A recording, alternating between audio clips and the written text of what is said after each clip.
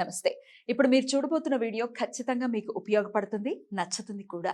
మరి మీకు నచ్చిన విషయం నాకు తెలియాలి అంటే ఈ వీడియోని మీరు లైక్ చేయాలి, షేర్ చేయాలి, అలాగే మన ఛానల్‌ని సబ్స్క్రైబ్ చేయాలి. మీ సపోర్ట్‌ని నాకు అందిస్తారు కదూ! ఓకే.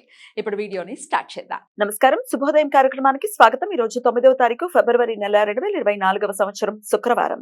శ్రీ శోభకృతనామ సంవత్సరం ఉత్తరాయణం హేమంత ఋతువు. ఈ రోజు పుష్యమాస చతుర్దశి తిథి ఉదయం 8:02 వరకు, అమావాస్య తిథి రాత్రి 4:28 వరకు, తదుపరి మాఘమాస శుక్లపక్ష పాఠ్యమి తిథి.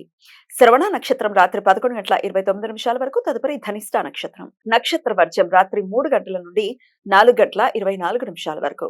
అమృతకాలం మధ్యాహ్నం 2:17 నుండి 3:42 వరకు.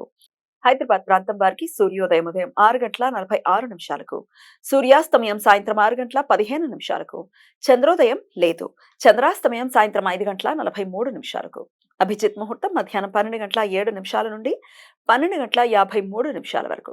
దుర్ముహూర్తం ఉదయం 9:04 నుండి 9:50 వరకు. మరల మధ్యాహ్నం 12:53 నుండి 1:39 వరకు. రాహుకాలం ఉదయం 11:04 నుండి మధ్యాహ్నం 12:30 వరకు.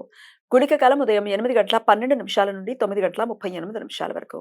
యమగంట కాలం మధ్యాహ్నం 3:23 నుండి సాయంత్రం 4:49 వరకు. ఈరోజు పుష్య అమావాస్య, దర్శ అమావాస్య, మౌని అమావాస్య అని కూడా పిలుస్తారు. తెలుగు రాష్ట్రాలలో చొల్లంగి అమావాస్య అని పిలుస్తారు.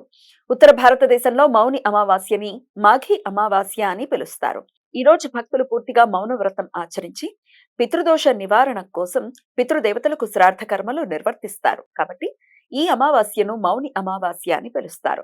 పితృదేవతలకు తర్పణాలు ఇచ్చిన అనంతరం భక్తులు కుక్కలకు, కాకులకు, గోవులకు, కుష్టు రోగులకు ఆహార పదార్థాలను తినిపించడం ద్వారా పితృదోషాలు నివృత్తి అవుతాయని భక్తుల నమ్మకం. అంతేకాకుండా ఈరోజు గంగా నది అమృతమయం అవుతుందనే విశ్వాసంతో భక్తులు గంగా నదిలో పుణ్య స్నానాలు చేస్తారు. ఆంధ్రప్రదేశ్లో ఈ అమావాస్యని చొల్లంగి అమావాస్య అని పిలుస్తారు.